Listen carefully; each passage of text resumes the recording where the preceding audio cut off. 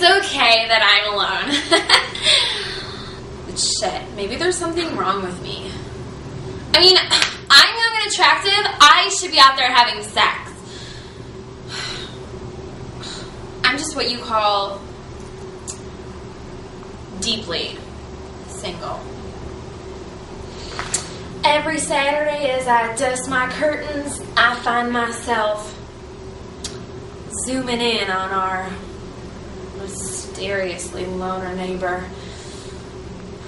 And then zooming out to all the garden work I should be doing. Sometimes when I water the grass, our eyes meet over the picket fence my husband painted as a mural. My husband's Skylar. He's an artist. I am what you call a hot, single Manhattan lady. Well, at least for 74-year-old. No, seriously. I'm the dreamy retiree with a killer pension, a comfy assisted living bachelorette pad on the Upper East Side, and I am walk-a-free.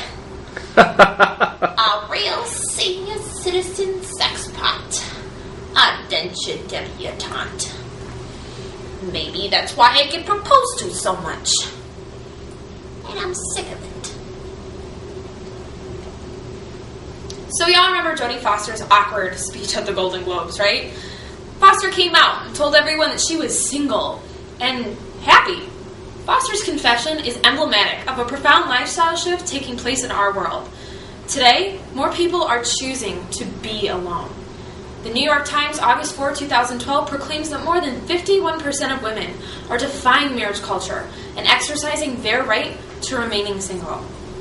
Through a real-life interview taken from Eric Kleinenberg's book, Going Solo, Monologue Till Solitude Do Us Part by Melissa James, reports from Ariel Sabar, excerpts from Jessica Valentini's book, He's a Stud, She's a Slut, and the personal essays of QuirkyAlone.com founder Sasha Cajun. A program on women struggling with the notion of going solo.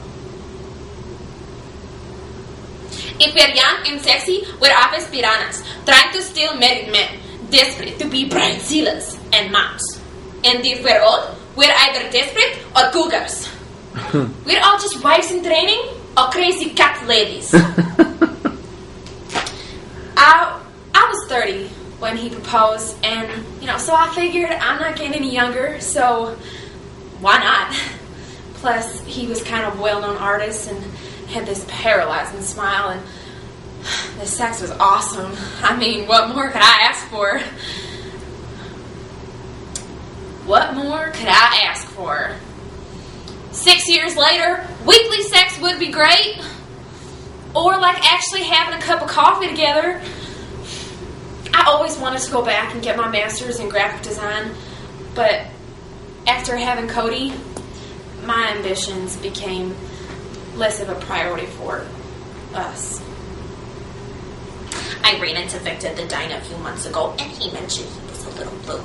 His girlfriend Sylvia had passed away the week before, so I told him I was sorry and that I was available. At my age, you learn not to waste time playing the chasing game. Just say what's on your mind before it wanders off on you. I learned that after taking care of my late husband who had Alzheimer's. I've been a widow now for 10 years.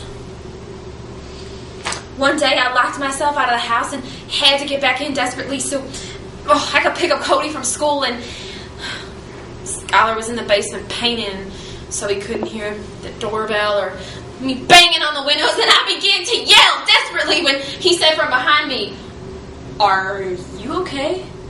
I told my neighbor, and he offered to drive. I finally asked,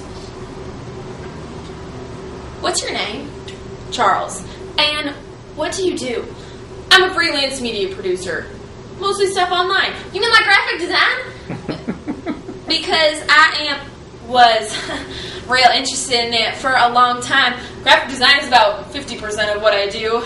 You want to, I don't know, intern for me? No. No. I mean, I couldn't. I can't. I mean, with everything, I'm so busy. And, no. No, thank you. Victor called me a few days after that and asked me what I meant by I'm available.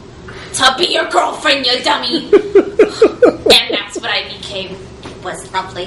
We will go out for dinner and catch a play on Saturday nights. But that's it.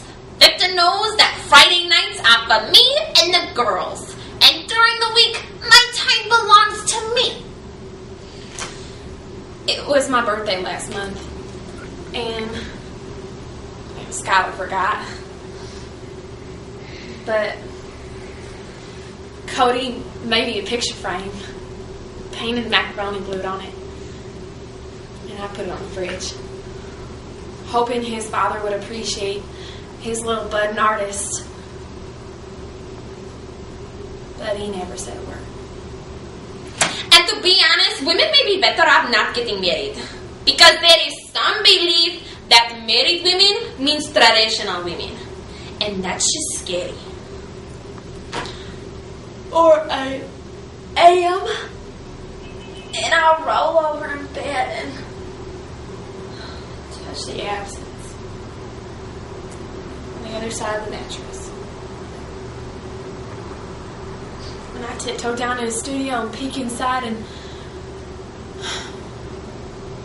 Skylar's still arched in front of his canvas. And I just stood there, just desperate to yell out. And some tears started smearing on my cheeks like glycerine. And still looking at his canvas, he says, they love the samples. I'm going on tour. Look, when I get back, we can figure out... Don't! Just don't come back. I think it would be best if you didn't. And he finally looked at me.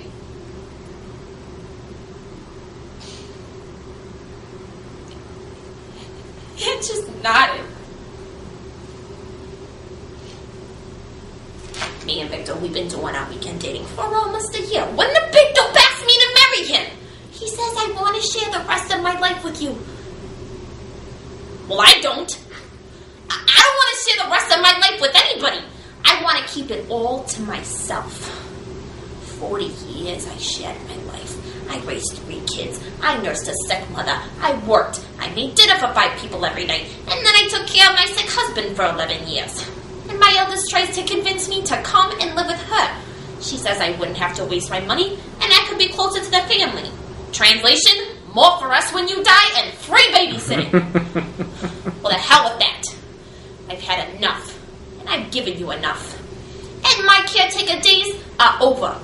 That goes for the kids, the grandkids, and for Victor. So no, I will not marry you.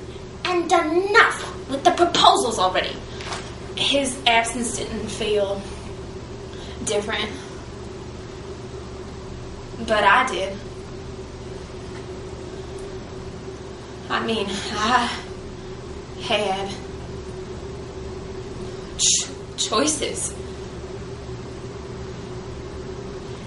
In the kitchen, I saw my son's noodles frame on the fridge. And I gazed up to see Charles in his yard. And I marched out there. Hi, Charles.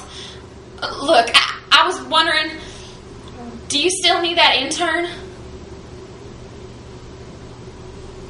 So when my friend asked me whether being alone is a life sentence, I say, hell yeah. At the core, one is always alone. Right?